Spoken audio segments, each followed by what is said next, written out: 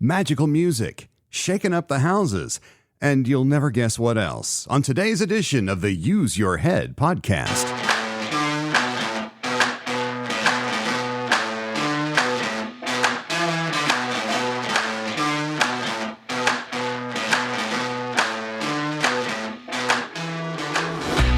Coming to you from Dallas, Texas, this is the Use Your Head podcast, Season 1, Episode 6. I'm your host, John McLean, your friend, your buddy, your pal. Thank you for being along on the show where we sift through all of the modern narrative and all the things that you're told to think about this, that, and the other thing, and we filter it through our human ability to use logic and sense and use our head to think for ourselves as free and independent human beings. There's a lot. It's a ripe field. I say that all the time. I mean, every week I sift through different websites and places where I source, what's going on in the world. Not cable news, not broadcast news, but sources that I have learned over the years to trust that don't have the agendas that certain other outlets have. And I use my head, and a lot of the time, the things that these expert and analysts, these pundits, these evaluators, doesn't make sense what they say a lot. And so the Use Your Head podcast was born. We're available everywhere, wherever you get your content. You have found us. I'm glad. If you'd like to interact with the show, with me, you can contact me easily through your email box. The address is useyourheadpodcast.com and then put a John at in front of it. John at useyourheadpodcast.com. Got a note, by the way, I got a couple notes actually. Is there going to be a website? Yes. Haven't built it yet. Don't know what I'm going to do yet. It's going to be simple. But yeah, I'm going to do a website eventually. I'm working on that. I've got a lot going on, as we've talked about. Won't go through that today, but in any event, yes, there'll be a website. But for right now, just email me, John at useyourheadpodcast.com. Feel free, by the way, to record yourself on your phone or whatever. Send me a file. I'd love to put you on the show and we can interact. And that would be fun. Do it anytime. And thanks for listening today. Several topics to get to, and so we will get right on it.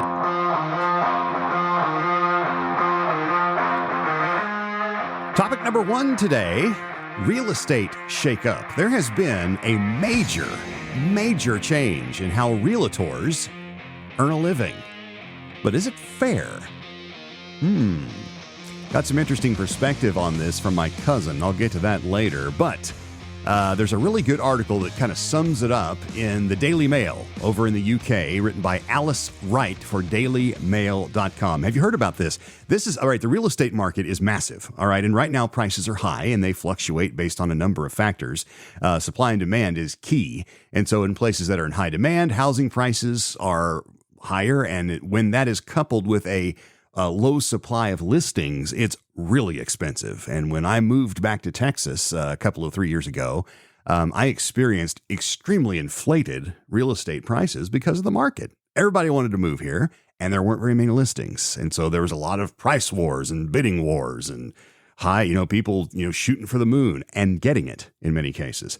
It's called economics, and it's perfectly fine. But the realtors, the agent, all right, your real estate agent, they're called realtors. And you'll notice when they refer to themselves as realtors, that word is capitalized because to be a realtor, you have to be a member of the club. And we're going to talk about that today. This is a major story. I don't know if you've heard about this. But anyway, Alice Wright for dailymail.com writes this: dramatic new rules overhauling the way realtors are paid for helping to sell or buy a home come into force today. And this was written on August 17th. So this was a number of days ago. So they're in effect now. The changes, the most dramatic to hit the industry for a century, overturns the system of notorious commission payments levied by real estate agents. Now, I just want to stop right here. Ms. Wright, that is notorious. Have you ever tried to sell a home or help someone buy a home? Notorious commission payments? Okay. I guess you have the right to your opinion. Before August 17th, an agent working on behalf of a seller would charge their clients a fee of around 5 or 6%, far more than almost anywhere else in the world. So what? We don't have to hold up to a standard with the rest of the world. We do things the way we do things here. Okay, for example, the article continues. Easy math here. For example, selling a home worth $1 million would rake in $60,000 in commission for the selling agent involved. That fee was then usually shared with the buyer's own real estate agent. So, look, if you've never bought a home before, this may all be new to you. My wife and I, as I've mentioned before, have been somewhat nomadic. We've moved, across the country a couple times. We've bought and sold multiple homes throughout our lives. So I hesitate to use the word comfortable because it's a huge purchase. And so there's always nerves and, there's always 1,000 things that can go like you didn't expect and you have to be prepared and all that kind of thing. But, look, this is the way that it's done. Typically, you expect for each agent to take 3%. They usually will split it. Now, they can do a number of things to, they can negotiate. And we're going to talk a little bit more about that because that's going to be happening essentially every time now. But typically 6% was the total commission and then the two agents would split it. That's typically what has happened in most of the transactions that Jan and I have been involved in when we've bought and sold homes. Okay. And so, yes, that's a lot of money. So if it's a $1 million home, then the total commission would be $60,000. And you would think each one, if they agree to split it halvesies, that'd be $30,000 a piece. Not bad money, right? Or is it? These fees became baked into house prices, helping to inflate values, and realtors pushed buyers towards homes with larger commissions. Duh. Right? I mean, look, if you're selling a car, would you rather sell someone the $75,000 luxury sedan or the $18,000 8-year-old economy car? Well, if they can afford it, and the financing, of course you're going to try to sell the more expensive car. That's economics. There's nothing wrong with that. And the color of this article seems to imply that there is, that somehow trying to earn more money, and I'm not talking about bilking people or cheating or defrauding. That's not happening here. It's all in the contract. If you sign a contract that says you're going to pay a real estate agent 3%, 5%, 6%, whatever the number, and you sign it, it's fair. All right? If you sign it, it's fair. You can't complain. If you don't think it's fair, don't sign it. Go find another deal. Anyway, moving on. There's been a series of lawsuits, the article continues, that argued that this practice violated antitrust laws by allowing brokers to collude in order to raise commission prices. The National Association of Realtors, NAR, settled for $418 million and agreed to amend the rules in this massive lawsuit. All right, so here are the rules changes. All right, the first change will stop real estate agents from, that was my chair, I'm sorry, I need to oil my chair. The first change will stop agents from putting compensation information on the so-called multiple listing services. This is the MLS. So if you've ever been involved in buying or selling a home, then you know what the MLS is. The MLS is this big database, and only realtors have access to it. Now, they can give you access to it if they choose, but you cannot, like when you go on to, Realtor.com or Zillow, you're not really having access to the MLS. You're getting certain bits and pieces, but you don't have access to the actual MLS, which contains tons of data on every property. I mean, it's an exhaustive, comprehensive database, all right? But realtors have access to this if they're members of NAR, which is the only way they can really call themselves a realtor. Only fee, here the article says this right here, only fee-paying members of the NAR are allowed to call themselves realtors, and only they can access MLS. Or I just said that. Now, let's think about this. The article doesn't, I just gave it away. The article doesn't say the word union, but that's what the NAR is. All right. The NAR is an organization that represents the interests of realtors and provides them certain things to help them do their jobs. And in exchange, charges a big time fee. I don't know what the fee is. They don't tell people. But that's the deal. If you're a realtor, you know what the fee is. And I have someone close to me that's a realtor, and he won't tell me. I told him, don't tell me what the fee is. I don't want to know anything I'm not supposed to know. But suffice it to say, it's a lot. Okay. But look, it's like SAG-AFTRA. It's like any union. If you want to be in the union, all right, then you want to do that job and be in the union, you got to pay the dues. And in exchange, hopefully you get representation and hopefully you get some perks. Okay. Now that in theory, all right, so what this article is saying that, being a member of this union in theory enabled the buyer's agent to steer buyers to houses on which the commission is higher. and through which they can profit more in the event of a sale. Once again, what is wrong with that? I mean, I don't know any realtor that's doing it just because I love houses and I love showing houses and I love doing contracts. It's so fun to work on Saturday and miss my kid's soccer game because I've got a deal I need to do. No, they do it to earn a living. All right. They're doing it to earn a living. All right. It's acting like there's something I can't stand this idea that going out and trying to earn the best living you can, working hard, studying, investing. So these agents, again, most of these agents are independent contractors. They're salespeople. So they're paying for their license fees. They're paying for the membership in the union. They're paying for the signs they stick in the yard. They're paying for the gas that they're paying for the vehicle that they're wearing out driving. They're paying for all this stuff. All right. They are investing so that they can earn and maximize their income. There is nothing wrong with that as long as you're doing it within the confines of the law. Ethics, okay? I don't see anything unethical about any of this. However, they got sued. All right, so the compensation details can still be shared, but they got to be done in person over the phone. So what they're essentially doing is they're taking the commission information and the compensation information for the agent or the realtor, and they're saying you can't put that on the MLS. You can't put that on the web, okay? You can't publish it. You've got to do it over the phone in person. And what they're saying is by not having that available to the body of realtors, all right, of everyone in the NAR, then it allows them to not be able to collude. Okay, now this whole collusion thing seems silly to me. This is where I'm going to use my head and go, all right, let's take 5 realtors, and it doesn't matter the market. So let's say some of them are in a bigger market, some of them are in a smaller market, but they're realtors, all right? They're out there trying to help home buyers and or home sellers, depending on who they're representing. And they're trying to get them in a home and work out the details, okay?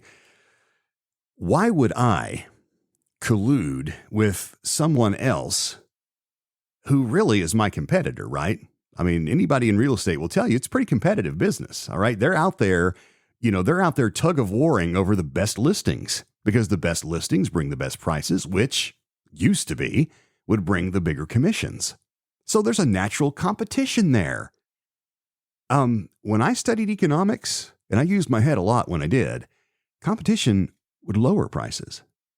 All right, why would I collude with someone? I don't, and look, I can see if you had a couple of unethical agents, they're like, hey, you know what? Let's collude with each other. We can raise the prices, the market price of real estate, and then we'll clear a few more thou. But that doesn't make sense practically. I mean, when I drive around the communities in Dallas and I see, there's a home for sale, and there's not many right now. All right, seeing a for sale sign is actually an event. Oh, there's one right there for sale. Its listings are low right now. It doesn't make a lot of sense if I'm an agent to collude with my competitor. I mean, I could see that maybe happening, but we have rules against that kind of thing already. Anyway, this is a very strange argument that's being made here. Real estate prices are high because of supply and demand. Period. All right. That's what causes prices to go up and down, unless the government gets involved. Like we're hearing a certain candidate is thinking about monkeying with prices. That's a whole nother topic, and we'll probably get to that in the coming weeks. But look, it's competition, all right? Supply and demand. If you've got not many listings and a whole lot of buyers, the prices are going to go up, up, up, up, up. That's just the way it is.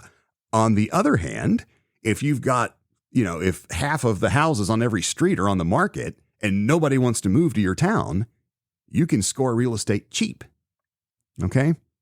It's not complicated. All right, so here's the second rule change. All right, the first one is if you're going to talk commissions and so forth and compensation, you got to do it over the phone. You can't publish it online on the MLS. Here's the other one. The Second Amendment to the rules, the article continues, says that it requires that buyer's agents be upfront about their compensation.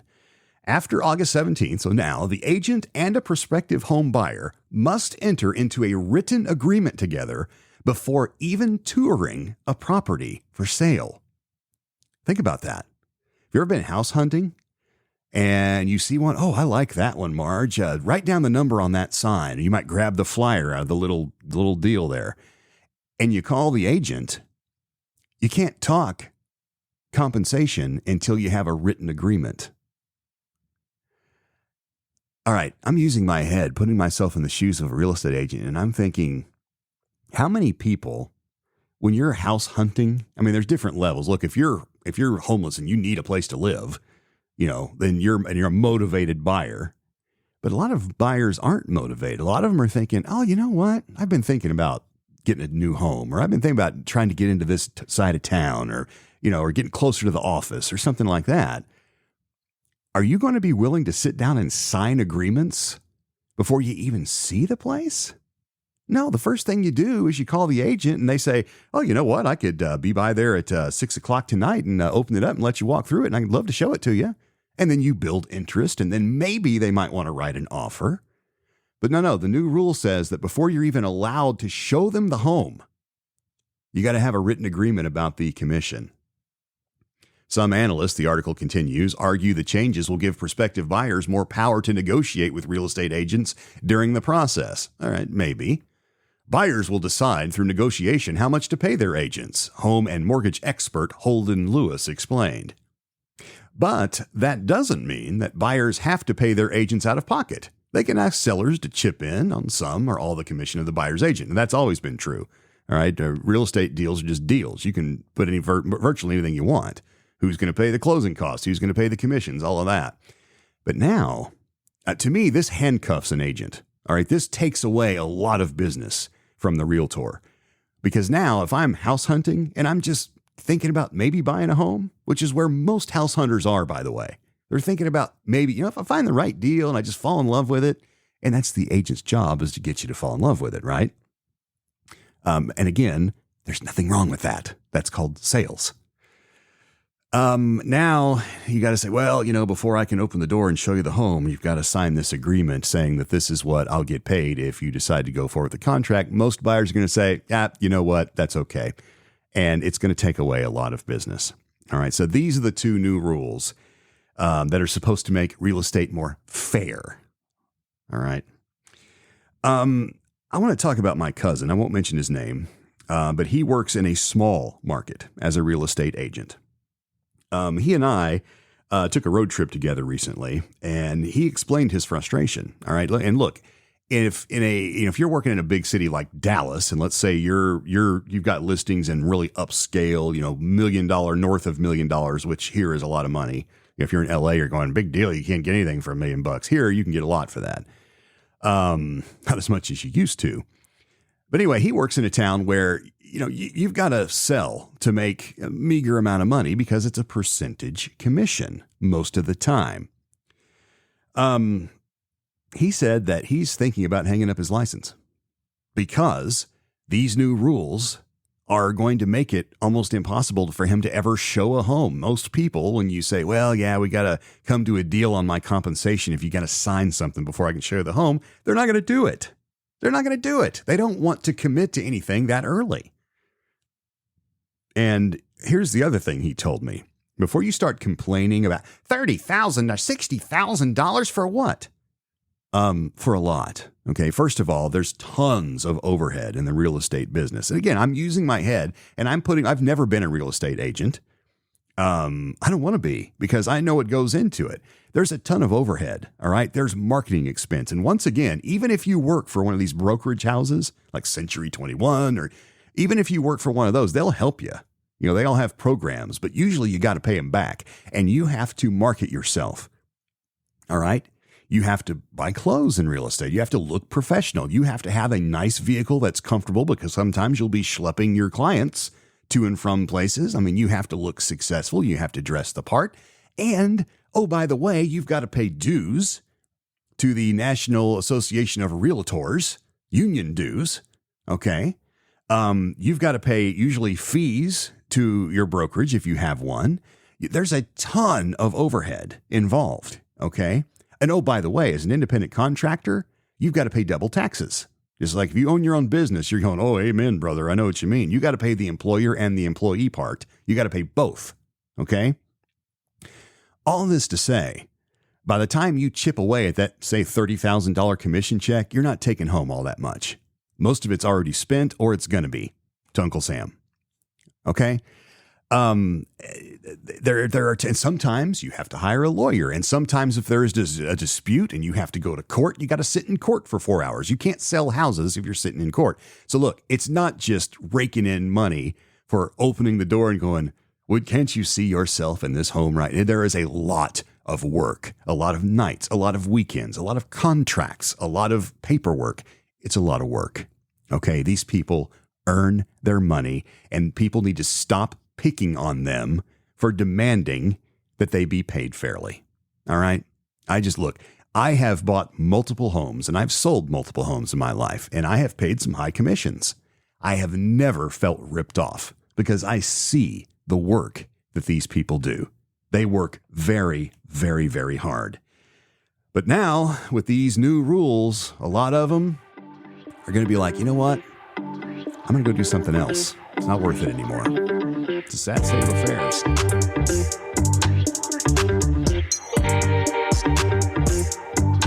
This is the Use Your Head podcast. We spend a lot of time on that, but that's such a huge thing. Real estate is a massive part of our economy, and this is a seismic shift in how business is going to be done. If you're a realtor or used to be, let me know. Write me at John at useyourheadpodcast.com. John at useyourheadpodcast.com. Topic number 2, the magic of music. You know, music, they say, soothes the savage breast. I love that saying. I've always loved that because it's true. But it does much more, and now science is starting to catch up with this idea. Found an article from Medical News Today written by Jessica Freeborn, and like a lot of quality medical journals, this one was fact-checked by Dr. Jill Salati-Schulman. So this has been a fact-checked article. It's entitled, Study Uncovers Some Underlying Reasons Why Music Therapy Helps Treat Depression. Using music to help treat mental illness is one focus of mental illness research. Experts are interested in understanding music therapy and how to achieve the best results from its use. A study published in Cell Reports looked at some of the underlying mechanisms involved in the effectiveness of music therapy as a treatment for depression. The researchers found that subjective enjoyment was a key factor in seeing an effective response in participants with treatment-resistant depression. So let's stop right here. Look, depression's an epidemic. All right, we have people that are on all kinds of drugs and therapy for depression. All right, the world's a tough place. There's lots of stress, lots of anxiety, all of that. So we got all these people that are struggling with depression. It's a serious disease. But some of them don't respond to the therapy. And some of them take the drugs and it just wipes them out, but they're still depressed. Doesn't help. Music therapy is emerging as something that is very effective on those treatment-resistant depression patients. The article continues, the results further highlight the underlying reasons why music therapy is helpful and what steps could enhance its effectiveness. This research involved 23 participants who had treatment-resistant depression. This is depression that doesn't respond to typical first-line treatments. All participants were between 18 and 65, so we're talking a wide swath, all right, the old broadcasting spectrum, 18 to 65.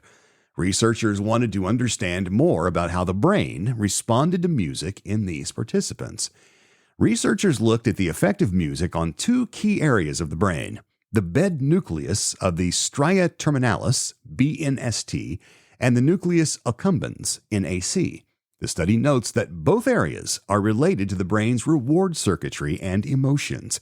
They also explain that the brain's auditory cortex takes music and then activates the brain's reward circuitry to create an emotional response. Isn't that fascinating? All participants had implanted electrodes in the circuit. Researchers used these in their data collection as well as temporal scalp electroencephalogram, EEG. You've had one of those, right, where they stick the little deals on your head to collect information on brain activity. Thus, they were able to collect data on different areas of brain activity, cortical and subcortical areas. I love the fact that they're not just interviewing these patients. Well, how are you feeling? They have hard data, all right? They're wiring them up and they're checking the results. And so this is not judgment here. This is looking at hard data and seeing the power, the magic if you will, of music. This article, by the way, goes into a lot of stuff that, frankly, I don't understand. It's over my head. Again, this is a medical journal, so it kind of starts getting into the stuff that you kind of need a degree to understand. Here's one thing I do understand. I have a nephew, and he is young, and he is a soldier. He's been in the Army for a few years. He was stationed up north where he was on an operation in the Arctic, and he slipped on some ice and suffered a traumatic brain injury. It's very frightening. In fact, he was put on medical leave for a time and on restricted duty. They were talking about discharging him, and he said, no, I want to stay in. What can I do? And he got involved in music therapy in his town where his base was. And so successful was this in helping him recover from the effects of this brain injury that he had, that he was interviewed by the National Association of the Arts, who they were fascinated by this. And he was interviewed and he just gushed. And I've talked to him one-on-one about this. He said, it changed my life in a way that's hard for me to describe. It reached inside my mind and unlocked a lot of the effects of this brain injury. And it has helped with his headaches. It has helped, there's a lot of physical symptoms. There's a lot of emotional symptoms too. The music therapy has helped with all of it. And there's a lot of different ways they do this. Sometimes they have you listen to certain types of music, and a lot of it's classical music, but not all. In his case, my nephew's case, they put him in a band. They put him with some other people that were suffering a similar situation and had them create music. And so he sat behind a drum kit. And not only did they have a great time making music together, and as someone who's been in a couple of bands in my life, I can tell you there's no thrill quite like it. It's a lot of fun. But he has not only saved his career, he's now advancing in the military. They said, you know what, we're going to keep you now. They're putting him in a new school, and it's changed his life. The power of music. This is fascinating to me. And, I've often, I've known a lot of people that have had various types of mental difficulties, from, different modes of autism to things like just high anxiety, different types of issues, ADHD, things like that. And I see them take these pills. Okay. Now I'm going to be careful here because I know that these medications have helped a lot of people and enabled them to cope with things that they struggle with. And so, look, if you're popping a pill and it's doing it for you, good for you. That's great. But I think sometimes it doesn't have to be that complicated because these pills are expensive. They often have side effects. As long as you don't turn your headphones up too high, music's not going to have a side effect. All right? It has the power to reach into the mind, into the soul, the spirit of the patient, and unleash an amazing result.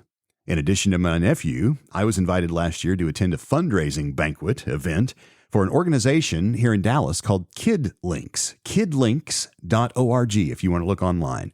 This is a fantastic organization that helps children who are struggling with a myriad of emotional and mental difficulties and uses different types of music therapy to change their lives. And at this banquet I went to, it was a fundraising auction thing, like very fun.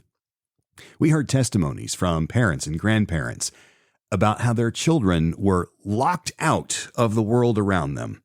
And thanks to the work of KidLinks and music therapy, they now are in, and they're discovering themselves and building a life. It was so inspiring and heartwarming, and certainly something worth looking into. Music therapy. It is a relatively new field. At least it's, I think in its infancy, it was kind of laughed off. Music, you can't do music. Come on.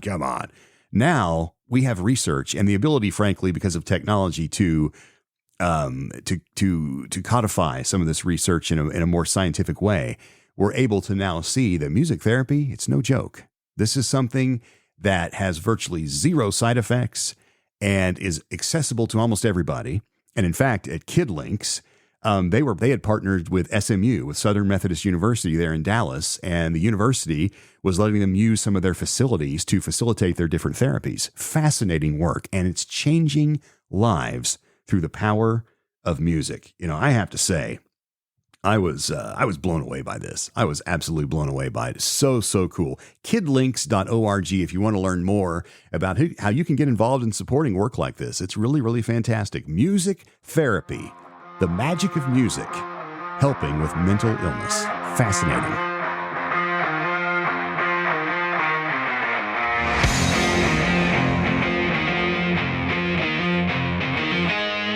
The Use Your Head podcast goes on. We're going long today. Hope you don't mind. I apologize, but I've got some good stuff here. Last topic number 3, and this one will be shorter. This is AI. You just thought, you were probably wondering, is he going to talk about AI? Of course I am, because AI is affecting us, all of us. Really interesting article here. I've got actually 2 AI stories. First, the filth. And I'm just going to mention this briefly because it's disgusting. And if you don't know about it, I certainly don't want you to go and look for it. But there's a deep fake. There's a series of deep fake. You know what deep fake is? Deep fake is where they take AI, the power of AI, and they put someone's head, usually a celebrity, on the body of someone else and have them say things, do things. Like, remember the Steve Vai story we had? It's deep fake is terrible. It's quite illegal. But the problem is it's happening overseas and it's very hard to get a handle on it. Well, there's a deep fake trend right now where you can see anyone nude. It's filthy. It's disgusting. And there's lawsuits going on. Be careful. Okay. Out there is all I can say. They're being sued. I hope they get wiped out because it's gross. But here's another one. And this AI story is kind of interesting. Employees that are lucky enough to still have a job are not impressed with the AI tools they've been given. So what's happening at a lot of these companies is AI is coming in and they're saying, all right, now listen, all you cube farm dwellers, we need you, but we're going to have you use these new AI tools in your daily job to make you more efficient. You know, last week we talked about this scaling AI to the human worker, right? This idea that we're going to use AI to try to become more computer-like in our work. Anyway, here's an article from Yahoo Finance. Bosses want to use AI to boost productivity, but 77% of employees say it just creates more work. This is written by Emma Burley. Employers have long been touting that AI will make workers' jobs easier by cutting out the busy work and freeing time up for other, more engaging pursuits. But as it turns out, the new tech may be only making their lives harder. Really? Article continues. While the vast majority of C-suite leaders believe AI will increase their company's overall productivity levels, 77% of employees say these tools have only added to their workload, according to a new study from Upwork, a freelancing platform. Part of that is because they're still adapting to the tech, right? The learning curve, right? Around 23% are investing more time to learn how to use the tools. But there are hints that there may be more long-term struggles at play. Around 39% of workers report spending more time reviewing or moderating AI-generated content. And 21% say they're asked to do more as a direct result of AI. Wow, here are 2 huge issues, right? The 39% of workers are saying that they're spending more time reviewing so in other words, say that your boss says, oh, listen, from now on, I want all of your meeting notes to be generated by AI. Okay. You don't need to be spending time on that. And so you use whatever the tool is, you're probably talking to some bot on your screen and saying, hey, take notes for this meeting for me. And then you realize the notes are all jacked up and you need to go through them and make sure they're right. So you're actually are spending the time anyway. Okay. And so they're saying, and you know what, bully for these employees. These are people that care about their work. All right. They're saying, look, the AI stuff we don't trust it. We got to review it. And then sometimes we got to moderate it. We got to fix it. We got to enhance it or correct it or whatever. That's issue number 1. All right. AI is not doing it right, or it's not doing it good enough. It's mailing it in. It's half-assed, if you will. Okay. Now, here, the other issue, the 21% are saying that they're asked to do more as a direct result of AI. This is one of my favorites, okay? You know, these companies are like, yeah, we're going to save so much money. We're going to be more productive per man hour and all that. Oh, you know what that means? We can ask them to do more work now. And so what these employees are saying is that they're getting piled on, that they're saying, well, you know, since we have AI doing part of your job, if you want to stick around here, you're going to have to do a lot more work. And so AI, therefore, has caused their jobs to be more difficult because, as we just discussed, it's really not saving them that much time. And in some cases, probably no time. It is ramping up the frustration, though. All right, back to the article. Beyond the increased workload, staffers are also overwhelmed with higher efficiency expectations stemming from the new technology. Same kind of idea. Around 47% of employees say they have no idea how they're supposed to achieve the productivity gains their bosses expect. And 40% believe their companies are asking too much of them when it comes to AI, the report says. Isn't this interesting? And once again, if the goal of AI is to scale AI to humanity, in other words, to make us be able to work as close to computers as possible by scaling these computers, whether you're talking about these ridiculous clones like we talked about last week, or bringing in tools to the workplace and, take notes for this meeting or write this business letter for me. The employees don't trust it. And the reason they don't trust it is because, yes, okay, it's new, and the article acknowledges that. So when they're going, well, I admit part of it's because I'm trying to learn the tool and get comfortable with it because it's new. All right, fair enough. All right, that's true of any new thing that you introduce into your workflow. That's fair enough. But what they're realizing, and this is the subtext here, use your head and see that what these employees are really seeing, they don't trust this stuff. And the reason they don't is because they've reviewed it and it's not good. All right, it's not good. I was talking to my wife the other day. She sees a lot of resumes come across her desk. Any manager does. And she told me, she laughed, she says, it is becoming so obvious that I can pick out AI resumes. They stick out like a sore thumb. And the more of them I see, the more obvious it is. They are substandard. There's no humanity behind them. All right. And while my wife is very bright, she is just like a lot of managers, a lot of hiring managers. They're seeing cover letters and they're seeing resumes. They're written by computers and they're garbage. They're absolute garbage. They have no humanity behind them. And frankly, they usually have spelling and grammar errors in them because our computers are still learning those types of things. I'm telling you, this is a fascinating, part of it makes me mad, but part of it makes me really happy. Because, look, human being employees are looking at this stuff and going, wait, this isn't even good. All right. And we'll wrap up today's program with this warning. As I was using my head and thinking through this, be careful, employee. If you complain too much, your squeaky wheel might not get the grease. You might get the gate. Because your robo-colleague, substandard work or not, doesn't complain. It also doesn't need vacation or health insurance or any other benefits. It doesn't have to go pick up their kid from school. So be careful. It's a brave new world out there. That's all the time we have. We went over a little bit today, but I think it was worth it. I hope you do too. Tell your friends, and I'll see you next week.